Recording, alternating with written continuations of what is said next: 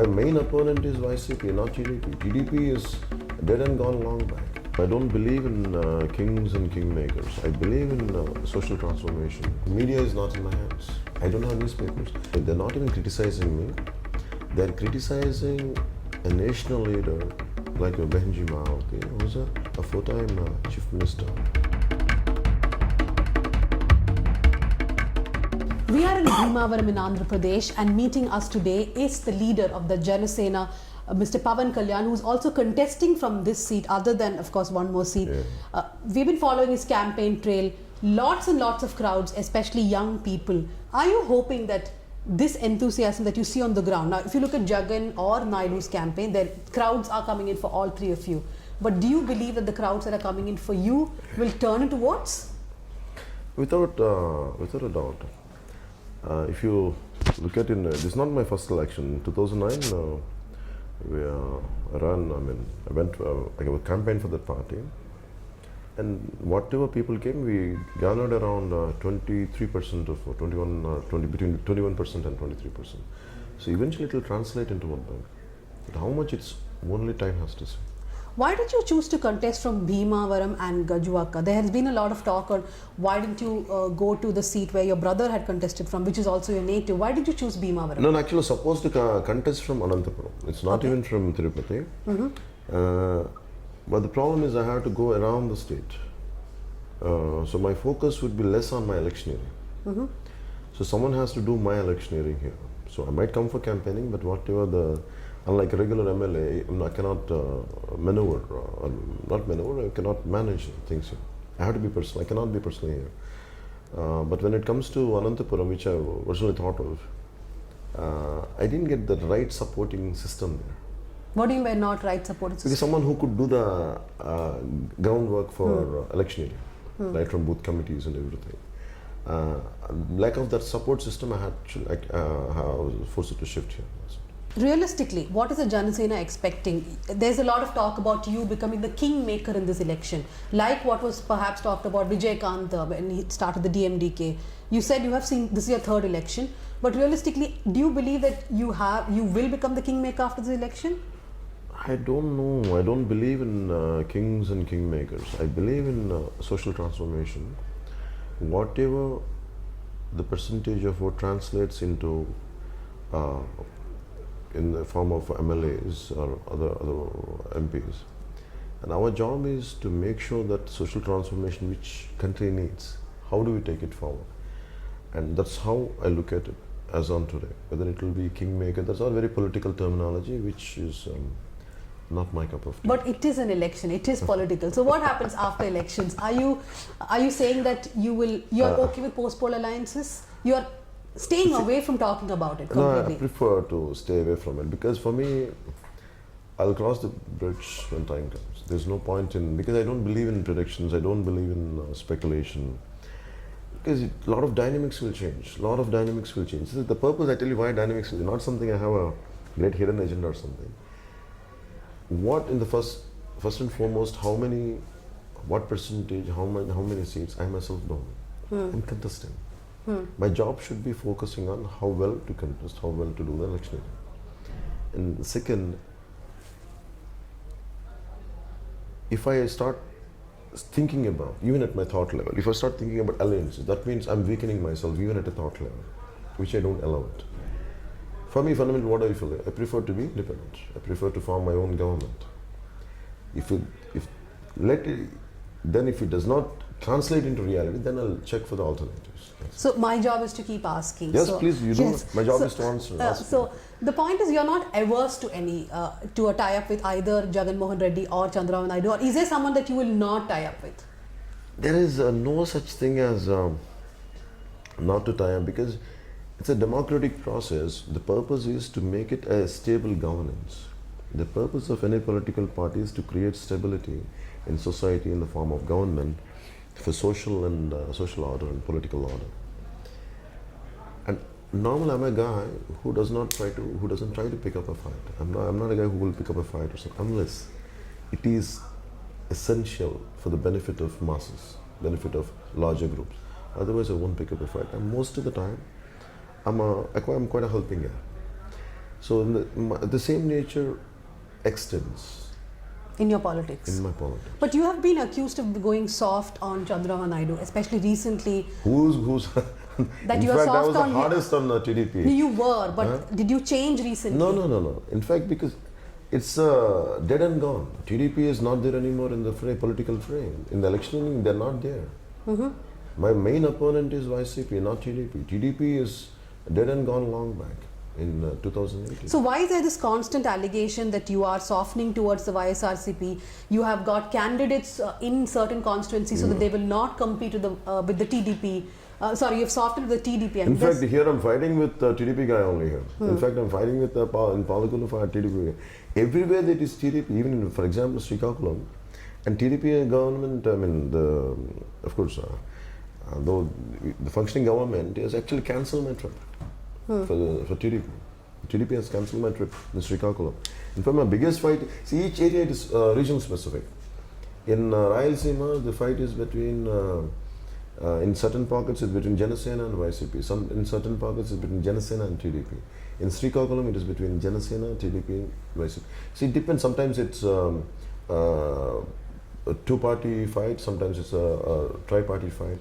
That's so you're categorically saying there's absolutely no softening towards Naidu in or fact, TDP. I was the one who brought out their corruption and everything. So in which way, even if, how can I be soft? How can I be even soft?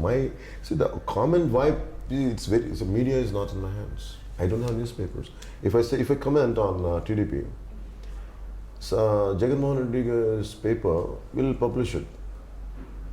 And if I say something about Jagan Mohan Reddy, that will be the headlines.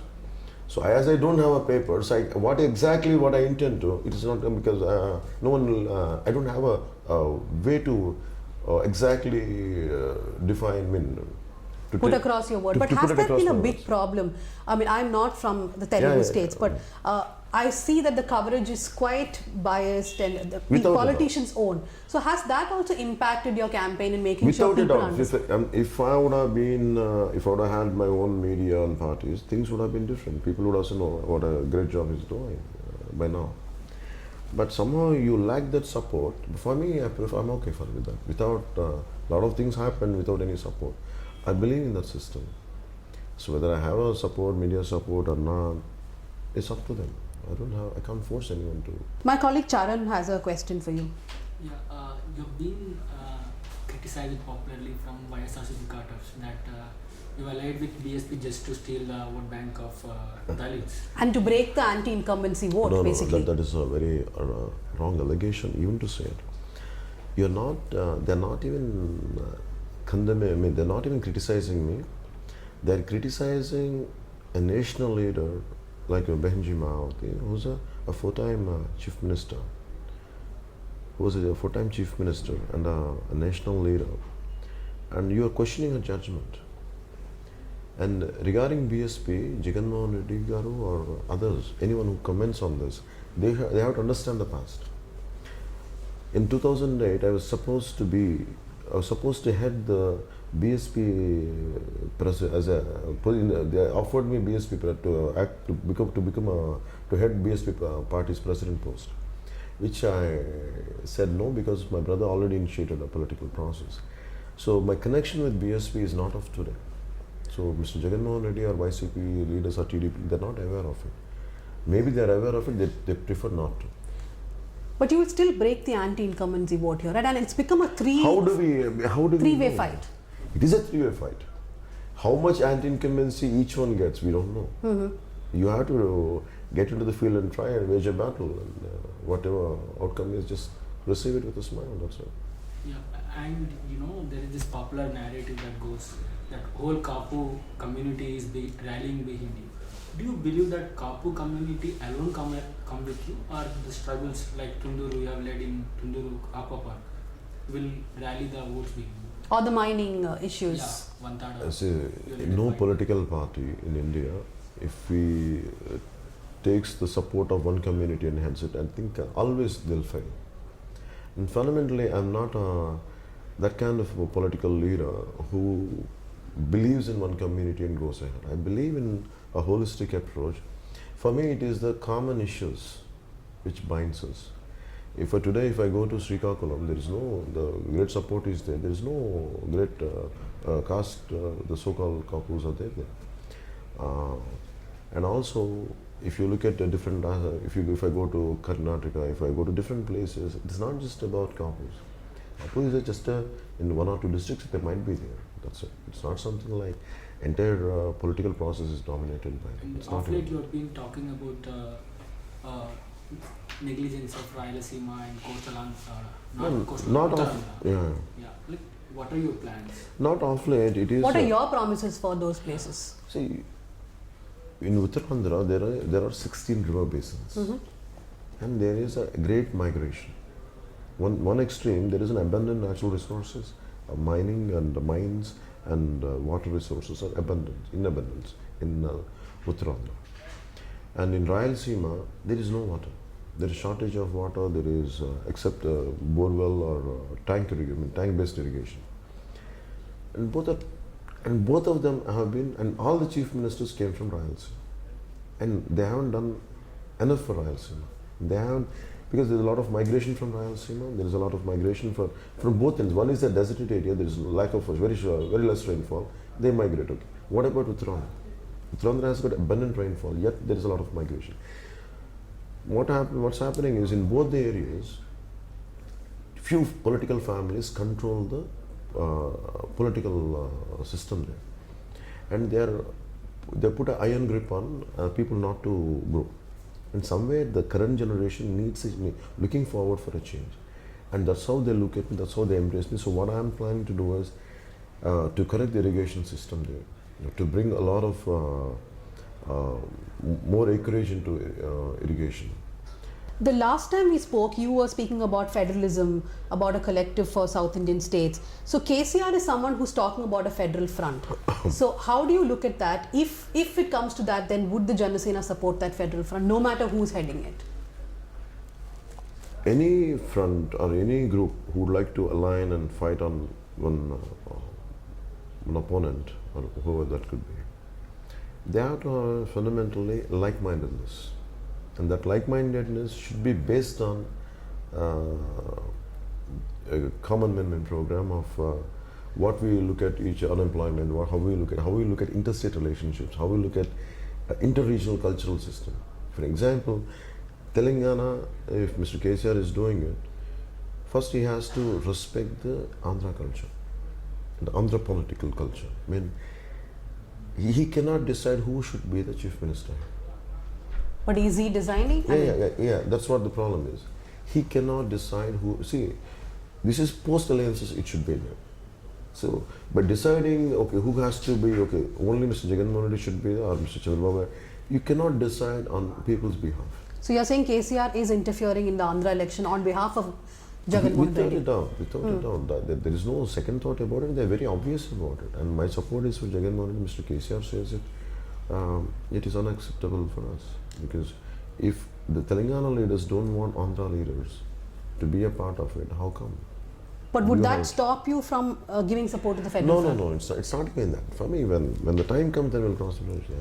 Like, what I'm trying to ask is, for the example, the left will never go with the BJP because they're ideologically different. So is there, if it's the UPA or the NDA or a federal front which is led by KCR and others, are you saying no to anyone, or you will look for at me, it? For me, how I look at it, I prefer definitely to take sides. If I go with the BSP and the CPI, whatever that alliance prefers, I prefer to go with them. Unless some extraordinary circumstances, which as on today, we are not aware of it. At that point of time, I have to think. But fundamentally, I prefer to stick to whatever the alliance partners we all decide. Okay, so I'm going to end the interview just asking you, why should the people of Andhra vote for the Janasena in your thought, and why should they be rejecting both Naidu and Jagan Mohan Reddy? See, my purpose of forming, I came into politics is lack of political accountability. If you, 40 years back or 50 years back, two regions been merged into one, formed as a state. And whatever the successive leaders, the legislative members or MLAs or MPs, for their mistakes, people got punished. And not even a single MP or MLA has the strength or courage to speak for people. But everyone, they speak within the framework of their party or their personal interests. And we are so tired of it. And that's the reason why I launched in the party. That's how people, youth are today madly, why would they waste time to come to my meetings? And they're looking for a change. Because even I rallied behind TDP in 2014, BJP, and they went back on their promises. Okay, going back on the promise, another issue. And second is widespread corruption. And as a position leader who was supposed to fight, Mr. Jagan Mohan Reddy never went into assembly. And constantly they talk about constitutional spirit. And if you don't get into assembly, if you don't represent the issues of people, if you don't present the issues of people as a position leader, he has failed. His entire job is make me chief minister, I'll solve your problems. An individual cannot solve a problem. That's how the democratic system works. A system which will solve the issues. So people in Andhra, both these individuals like Mr. CBN or Mr. Jagan Mohan Reddy, their individualistic approach towards politics is a dangerous sign for Andhra, for people of Andhra. So what I am doing is I'm strengthening the systems. I'm not strengthening myself. My strength, I'm adding it. I want to strengthen the system so where it will support the people. That's but you are also an individualistic politic-based but party. my individualism is not trying to promote me. I'm not saying. But you are a one-man party, essentially. No, everyone is a one-man party. Even in that case, even BJP is a one-man party. KCR is a one-man party. Jagan is a one-man party. Even AIDMK, DMK, eventually they'll become. It is a leadership. In India, it's such. Even in anywhere, it is the leading figure always looks at as a one more. That thought that percolates down. So in India, it looks like an individual, but there is a great system which works. In the same manner, mine is not a one-man party. There are a lot of respected individuals of great experience and wisdom out there. They are collectively taking forward, and we are strengthening the system which will benefit people. Okay, thank you very much. Pleasure again speaking to Mr. Pawan Kalyan, who is of course going for his campaign. Thank you very much, sir. Thank you, ma'am.